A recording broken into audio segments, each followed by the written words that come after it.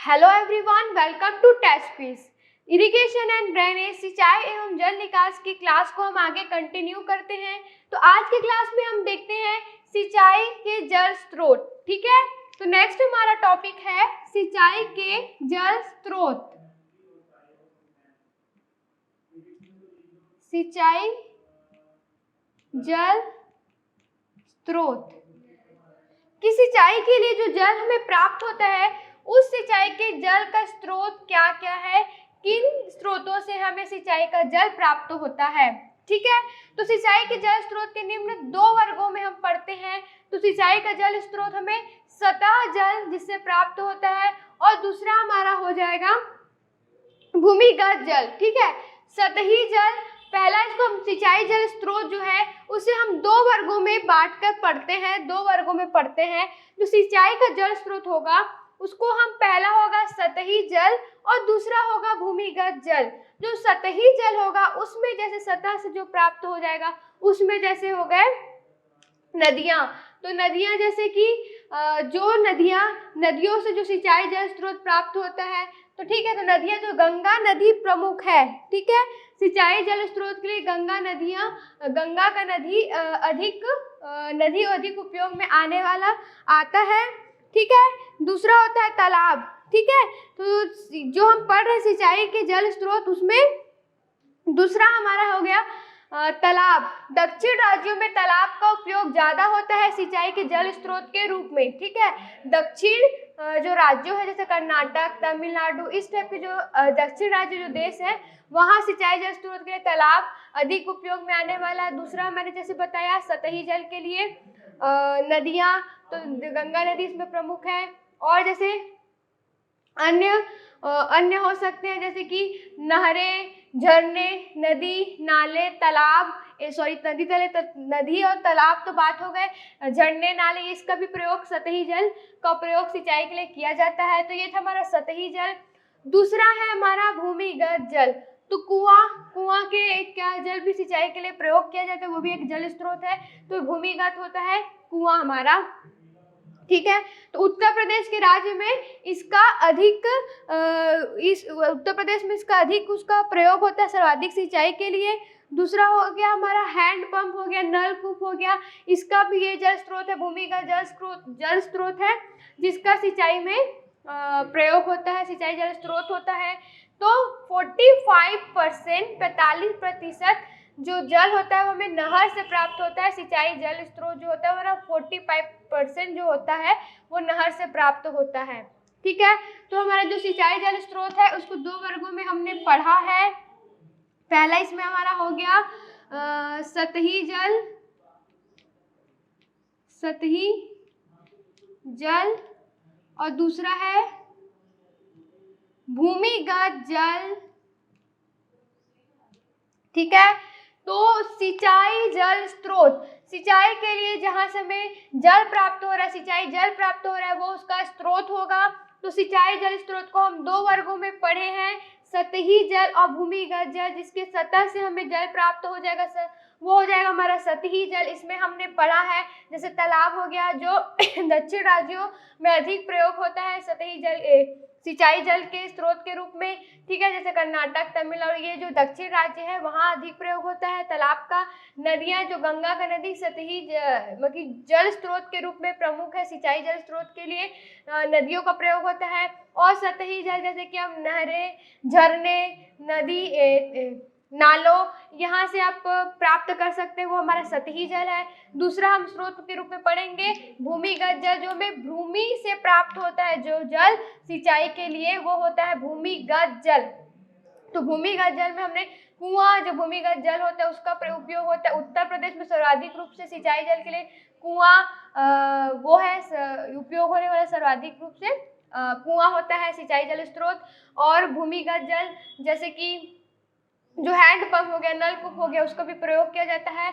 तो जो 45% जो होता है जल स्रोत हमारा नहर होता है, जिससे सिंचाई के सिंचाई के लिए जल प्राप्त होते हैं। अब नेक्स्ट आगे कंटिन्यू करते हैं इसका सिंचाई की विधियां।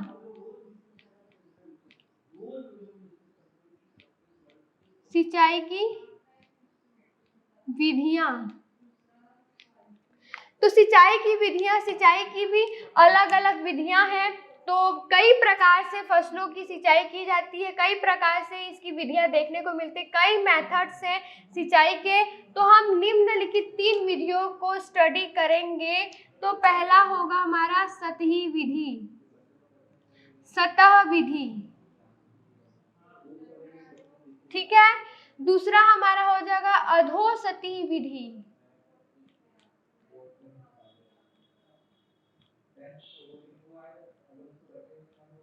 और थर्ड होगा बौछारी विधि,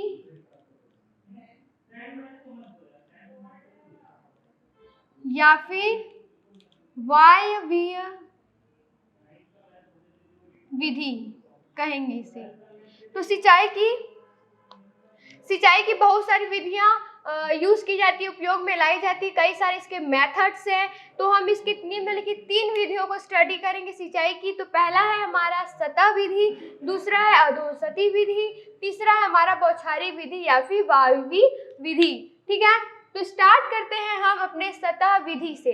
तो ये सतह विधि क्या होती है सिंचाई की विधियों में? सतह विधि, तो सतह विधि बहुत पुरानी विधि है, बहुत प्रचलित विधि है।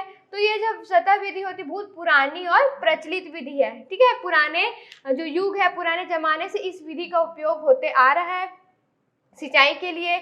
और क्या होता है, जो 95% जो भारतीय हैं, जो 95% लोग हैं, वो इस विधि का उपयोग करते हैं सिंचाई के लिए। इसमें क्या होता है, जो जल होता है सिंचाई का, जो स्रोत होता है, उसको सीधा मृदा में छोड़ दिया जाता है, खेत में छोड़ दिया जाता है, ठीक है। तो ये क्या होता है, सतह विधि में सीधा जो जल है वो खेत में छोड़ दिया जाता है, जो जल मृदा सतह पर छोड़ दिया जाता है, ठीक है।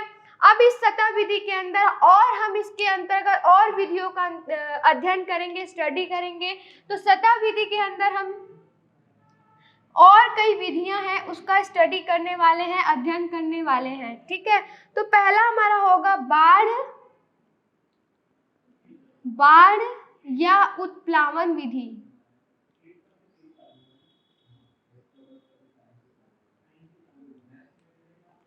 बाढ़ या उत्प्लावन विधि ये क्या होती है, इसमें जो ये भी पुरानी और प्रचलित विधि है, ठीक है। इस विधि क्या है, ये पुराने जमाने से बहुत प्रचलित विधि है, ये भी उपयोग में आने वाली है, ठीक है। तो इसमें क्या होता है, जो जल होता है, जो सिंचाई जल स्रोत से जो प्राप्त जल होता है, उसे जो खेत है या फिर जहाँ फसलों का उत्पादन है, मृदा सतह है, वहाँ सीधे ही छोड़ दिया जाता है, ठीक है।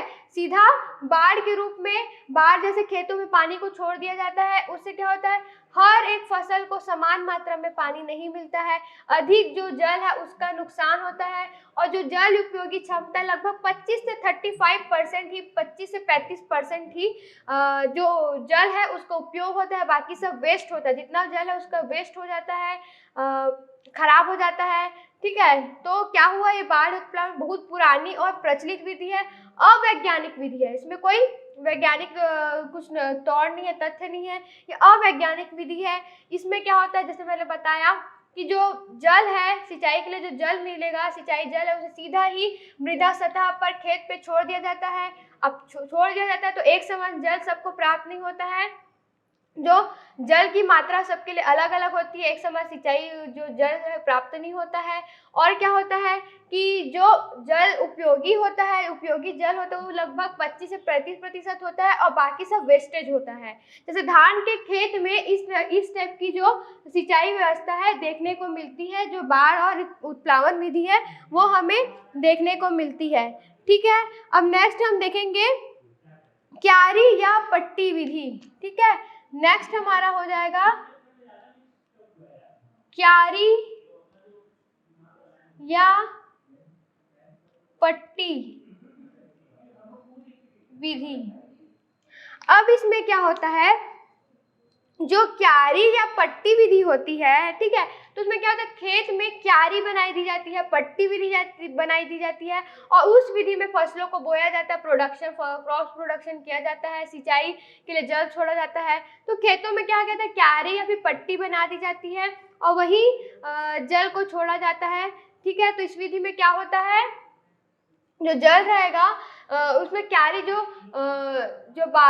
बुलई जो दोमट मिट्टी वाली रहेगी, वहां से 60 से 90 मीटर की जो क्यारी बनेगी, पट्टी बनेगी, ठीक है। जो दोमट मिट्टी वाली जो सतह रहेगी वहाँ, और चिकनी मिट्टी वाली है तो वहाँ 150 से 200 मीटर वाली क्यारी की लंबाई रहेगी, पट्टी की लंबाई रहेगी। और अलग अलग जो क्षेत्रफल होंगे, मतलब अलग अलग जो क्षेत्र होंगे उनकी जो चौड़ाई रहेगी अलग अलग रहती है। जैसे 3 से 6 मीटर रखते हैं, अलग अलग जो मिट्टी है उसकी सतह के हिसाब से जो क्यारी पट्टी की जो लंबाई होगी वो भी अलग अलग होगी, 3 से 6 मीटर होगी, ठीक है। इसका एग्जाम्पल आप लिख सकते हैं गेहूं, जौ, चना आदि। इसका एग्जाम्पल मैंने बताया जैसे कि धान का खेत में होगा इस टाइप का, ठीक है।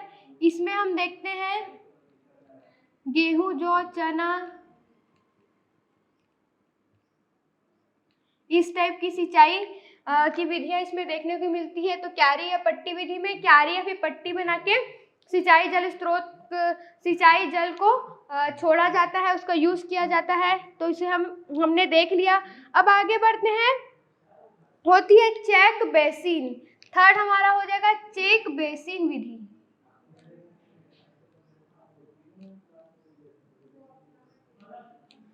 चेक बेसिन विधि, तो सिंचाई की विधियां में सतह विधि के अंतर्गत हम पढ़ेंगे चेक बेसिन विधि। इसमें क्या होगा, जिसमें भी जो खेत होंगे उसको क्यारी या फिर क्यारी बना के, जैसे कि छोटे छोटे उसे काट के छोटे छोटे उसके खेतों को क्यारी या फिर छोटी छोटी पट्टियों में बांट लेते हैं जो आयताकार होती है, ठीक है। ये छोटी छोटी क्यारियां या फिर खेतों में बांट लेते हैं जो आयताकार होती है, ठीक है। अभी इन जो क्यारियां होंगी उसमें सीधे जल को छोड़ दिया जाता है। क्या होता है, इसमें सीधे जल को छोड़ दिया जाता है, जिससे वह सीधे फसलों जो विधि होती है उसका उपयोग किया जाता है। इसमें जो सिंचाई और जल का स्रोत होता है वो छोटा होता है। जो क्यारियां होती हैं वो आयताकार रूप में होती हैं, ठीक है, आयताकार रूप में होती हैं। और जो उसका सिंचाई का जो स्रोत होगा वो छोटा होता है, क्षेत्रफल क्या होता है, छोटा होता है, ठीक है। अब इसका ये था हमारा जो चेक बेसिन विधि, ठीक है। तो इसमें किस प्रकार का होता है, जो सब्जियों की खेती इसमें इस प्रकार की इसमें की जाती है। सब्जियां, ठीक है। चेक बेसिन को फिर रिवाइज कर लेते हैं कि इसमें भी छोटी छोटी क्यारियां, पट्टियां बनाई जाती हैं जो आयताकार होती हैं। तो इसका जो वो होगा, जो क्षेत्रफल होगा, जो सिंचाई जो स्रोत होगा जो कम क्षेत्रफल में होगा, और इसका उपयोग इस विधि में कम जो क्षेत्रफल में उगने वाले इसका उपयोग किया जाता है। जैसे सब्जियां हो गई, इस प्रकार की जो फसल होगी चेक बेसिन के अंतर्गत आएंगी, ठीक है। तो अब पढ़ते हैं हम कूड़ विधि, ठीक है। कूड़ विधि,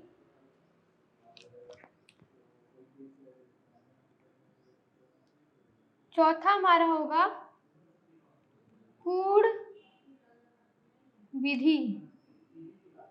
कूड़ विधि क्या होती है, इसमें कूड़ या फिर मेड़ बनाए जाते हैं। इसमें कूड़ या फिर मेड़ बनाए जाते हैं। तो कूड़ और मेड़ में ही फसलों की बुआई की जाती है। कूड़ और मेड़ में इन फसलों की बुआई की जाती है। और जो फसल जल होता है, जो सिंचाई जल होता है वो इन कूड़ और मेड़ में ही छोड़ दिया जाता है।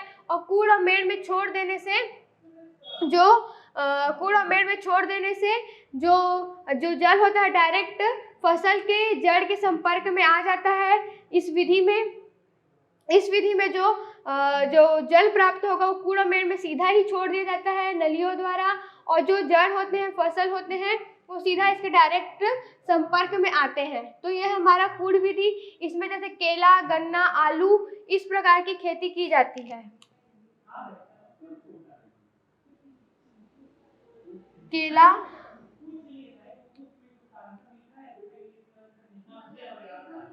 गन्ना, आलू इस प्रकार की खेती की जाती है। जो कूड़ विधि होती है दो प्रकार की देखने को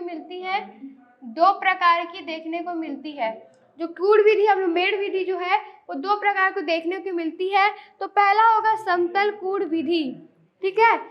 पहला होगा समतल कूड़ विधि।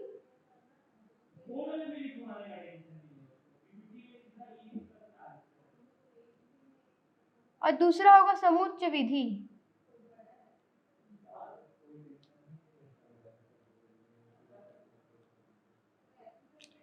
ठीक है, तो कूड़ विधि हमने समझ लिया कि कूड़ और मेड़ बना दिए जाते हैं, फसलों की बुवाई की जाती है उस कूड़ और मेड़ में, और नलियों द्वारा क्या होता है, कूड़ और मेड़ में डायरेक्ट ही पानी छोड़ दिया जाता है, तो फसल के जो जड़ हैं उसके संपर्क में आते हैं, उन्हें जल प्राप्त होता है सिंचाई के लिए। फिर इसमें जैसे केला, गन्ना, आलू हो गए, इस टाइप की फसल को बोया जाता है। तो इसमें दो प्रकार के हमें विधि देखने को मिलेगी, समतल कूड़ विधि और दूसरा हमारा हो गया समुच्चय कूड़ विधि। तो देखते हैं कि समतल कूड़ विधि क्या होती है। तो ये विधि समतल जो कूड़ विधि होती है, कूड़ विधि के अंतर्गत हम समतल कूड़ विधि पढ़ रहे हैं। तो ये विधि इसमें क्या होता है, जो जल होता है वो ऐसे क्षेत्रों में किया जाता है जिसका ढलान 0.3% से 0.3% तक हो, ठीक है, या फिर उससे क्या बोल सकते हैं, अधिक हो। ठीक है, इसका उपयोग उन क्षेत्रों में होगा जहाँ भूमि का ढलान 0.3% या फिर इससे अधिक हो। तो जो रेतीली होगी, जो रेतीली या हल्की भूमि होगी, वहाँ कितना 20 से 40 मीटर बनेगा इसका जो कूड़ है। वो कूड़ की लंबाई कितना होगा, समतल कूड़ विधि में जो ढलान रहेगा वो 0.3% या फिर से अधिक होना चाहिए, और जो कूड़ बनेगा समतल कूड़ विधि में वो क्या होगा, जो रेतीली जो भूमि रहेगी वहाँ बनेगा 20 से 40 सेंटीमीटर, और उसमें बनेगा क्या बोलते हैं, चिकनी मिट्टी में बन सकता है, चिकनी मिट्टी में बनेगा 200 से 300, ठीक है, 200 से 300 मीटर बनेगा। और अन्य प्रकार की जो सतह होंगे वहाँ बनेगा 30 से 60 सेंटीमीटर का बन सकता है ये कूड़। तो ये था हमारा समतल कूड़ विधि, ठीक है, जिसमें हमने इसको ढलान का बताया कि 0.3% से अधिक होता है। अब हम देखते हैं समुच्चय कूड़ विधि, ठीक है, समुच्चय कूड़ विधि। अब इस विधि में क्या होगा, इसमें 2.5% से अधिक होगा। समुच्चय विधि में क्या होगा, समुच्चय विधि जो होगी उसमें जो भूमि का जो ढलान होगा 2.5% ढाल वाली भूमि पर किया जाता है, ठीक है। इसमें जो ढलान के विपरीत दिशा में बनाया जाता है, जो कूड़ होता है वो ढलान के विपरीत दिशा में किया जाता है। ये ऐसा विधि कहाँ देखने को मिलती है, पहाड़ी वाले क्षेत्रों में। पहाड़ी वाले क्षेत्रों में ये समुच्चय विधि देखने को मिलती है। तो हमने कूड़ विधि या फिर मेड़ विधि की बात की, जिसमें हमने बताया कि जो कूड़ विधि और मेड़ विधि है उसमें बुवाई किया जाता है कूड़ और मेड़ में, और सीधा नलियों द्वारा उस पानी को छोड़ दिया जाता है कूड़ों में, मेढ़ों में। फिर जो डायरेक्ट फसल के जड़ उसके संपर्क में आते हैं। तो दो प्रकार देखे हमने, समतल कूड़ विधि और समुच्चय विधि। तो समतल कूड़ विधि में जैसे कि हमने बताया ये उस क्षेत्रफल में इस प्रकार का किया जाता है जहाँ 0.3% से ढलान वाली या फिर से अधिक हो। तो वहाँ क्या होता है, जो रेतीली के लिए हमने बात की कि 20 से 40 मीटर होता है कूड़ का लंबाई, और जो चिकनी मिट्टी होती है वो 200 से 300 होती है, और जो अन्य प्रकार की सतह के लिए हमने 30 से 60 सेंटीमीटर देखा है। तो जो हमने अगला पढ़ा समुच्चय विधि कूड़ विधि के अंतर्गत। तो समुच्चय विधि में हमने क्या देखा कि जो इस समुच्चय विधि जो होती है वो क्या होती है, जो 2.5% जो ढलान वाली क्षेत्रों से वाली भूमि में इस प्रकार की जो विधि देखने को मिलती है। और इसमें क्या होता है, इसमें पहाड़ों ढलान के विपरीत किया जाता है इसका प्रबंध, और जो पहाड़ी क्षेत्रों में इस प्रकार की विधि देखने को मिलती है। अब हम पढ़ते हैं थाला विधि या अंगूठी विधि। थाला विधि या अंगूठी विधि। तो अब थाला या विधि या अंगूठी विधि क्या होती है, तो इस विधि में क्या किया जाता है, जिस विधि का उपयोग उद्यानिकी या फिर बागवानी फसलों के लिए किया जाता है, ठीक है, इस बागवानी या फिर फसलों के लिए किया जाता है। बागवानी जो फसल होते हैं, उद्यानिकी जो फसल होते हैं उसमें इसका किया जाता है इस विधि का उपयोग। इसमें क्या होता है, जो थाला बना दिया जाता है, इस विधि में थाला बना दिया जाता है। उन थालों में जो जल होता है उसको डायरेक्ट छोड़ दिया जाता है। जो मुख्य जल होता है उसको थालों में डायरेक्ट छोड़ दिया जाता है, सिंचाई जल को सीधा नाली से जोड़ दिया जाता है और इसमें पानी छोड़ दिया जाता है। इसमें क्या होता है, पानी का बहुत कम नुकसान होता है और सिंचाई क्षमता अधिक होती है। थाला विधि पढ़ रहे हैं ना, तो इसमें क्या होता है, जो थाला बना दिया जाता है और उसमें सिंचाई जो नली है उसको छोड़ दिया जाता है, डायरेक्ट जल को, और इस विधि में कम पानी का नुकसान होता है और सिंचाई क्षमता अधिक होती है। तो ये था हमारी थाला विधि या फिर अंगूठी विधि। तो हमने आज की क्लास में सिंचाई के जल स्रोत देखे कि सिंचाई का जल स्रोत कहाँ है, हमें सिंचाई जल कहाँ से प्राप्त हो रहा है। तो जो सतही जल होता है, भूमिगत जल, दो जल स्रोत हमने देखा। सिंचाई की विधियाँ देखी, सतह विधि, अधोसतह विधि, बौछारी विधि या वायवीय विधि। तो हमने सतह विधि के 5 प्रकारों को देखा, 5 विधियां उसके अंतर्गत पड़ी। तो जो आगे की सिंचाई की विधियां हैं, जो अधोसतही विधि और बौछारी विधि, वायवीय विधि है, उसको आगे के क्लास में, आगे लेक्चर में कंटिन्यू करेंगे। होपफुली आपको ये सब समझ आया होगा। ठीक है, तो आगे मिलते हैं नेक्स्ट क्लास में। तब तक के लिए स्टे ब्लेस्ड। Thank you.